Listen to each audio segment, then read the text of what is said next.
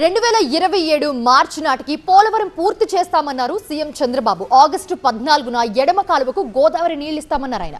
అనకాపల్లిలో గోదావరికి అఖండ హారతిస్తారని తెలిపారు. అన్ని అనుకున్నట్టుగానే పోలవరం పనులు వేగంగా సాగుతున్నాయని చెప్పారు సీఎం చంద్రబాబు. 2019 నాటికి 72% పనులు పూర్తయినాయి. అక్కడి నుంచి నిర్లక్ష్యం, ప్రాజెక్టు పైన కక్ష, ఇక్కడ పనిచేసే వాళ్ళందరినీ ఉన్న పళంగా మార్చేయడం, ఏజెన్సీని మార్చేయడం, పీపీఏ చెప్పిన వినకుండా చేయడం, కడాన డయాఫామ్ వాల్ కొట్టుకోకపోతే ఐడెంటిఫై చేయలేని అసమర్థత. దాని ప్రభావం 440 కోట్లతో పూర్తి చేసిన డయాఫామ్ వాల్ పేర్లలుగా ఇంకొక డయాఫామ్ వాల్ వేసే పరిస్థితికి వచ్చాం. ఒకప్పుడు ఈ ప్రాజెక్టు డీరైల్ అయితే డయాఫామ్ వాల్ దెబ్బతింటే నేను చాలా మదనపడ్డాను. ఒక మాటలో చెప్పాలంటే చాలా కొన్ని రోజులు నిద్ర రాని రోజులు. ఇంత కష్టపడ్డాం, ఇంత దీన్ని చేశాం, ఇది ఆంధ్రప్రదేశ్కి జీవనాడి, ఏంటి మరిగా అయిపోయిందని మళ్ళీ భగవంతుడు ఆశీర్వదించాడు, ట్రాక్లో పెట్టాడు.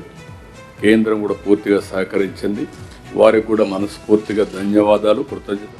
37 సార్లు టోటల్గా యాజ్ ఆన్ టుడే 37 టైమ్స్ ఇక్కడికి వచ్చాను. ఇంకొక పక్కన 136 సార్లు సమీక్ష చేశాను. ఇంకా కేంద్రంతో అనేక సార్లు పోయి వాళ్ళతో మాట్లాడి ఫండ్స్ రిలీజ్ చేయడమే కాకుండా I'm very happy. Polavaram authority PPA చాలా సమర్థవంతంగా పనిచేస్తున్నారు.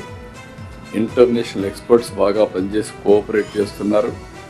సిడబ్ల్యూసి కూడా పూర్తిగా సహకరిస్తున్నారు. ఈ నెలలోనే, ఇది ఆగస్టులో, ఆగస్టు 14వ తారీఖున అనకాపల్లిలో గోదావరి జలాల్ని స్వాగతం పలుకుతున్నాం. విశాఖపట్నం జిల్లాకు నీళ్లు ఇస్తాం. అది డేట్ కూడా ఫిక్స్ చేశాం.